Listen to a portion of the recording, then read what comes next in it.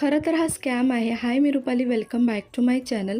जेव्हा प्रज्ञा लहान होता आणि नवनवीन गोष्टी खायला शिकत होता, त्यावेळेला ना त्याला मी कुठल्याही प्रकारची रेसिपी बनवून दिली, तर तो खायचा नाही. खाण्यासाठी खूप नाटक करायचा, सगळं तोंडातून थुंकून टाकायचा. मग मी डॉक्टरांना एकदा सांगितलं, की असं-असं तो करतोय, खात नाही वगैरे.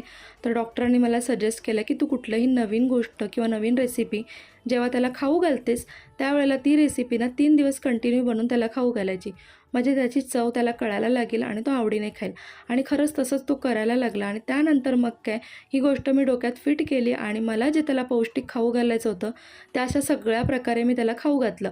तर आपण सगळ्याच आया ना कटलेट, पावभाजी, पिझ्झा, बर्गर याच्या नावाखाली ना आपण खूप साऱ्या भाज्या, खूप सारे पौष्टिक गोष्टी ना मुलांना अशा प्रकारे स्मॅश करून खाऊ घालतो. खरं तर हा मुलांसोबत स्कॅमच होतो. बिचाऱ्यांना काही कळतही नसतं, की आपण नेमकं काय खातोय आणि तेही हॅपी आणि आपणही हॅपी. तुमचं या बाबतीचं काय मत आहे नक्की सांगा.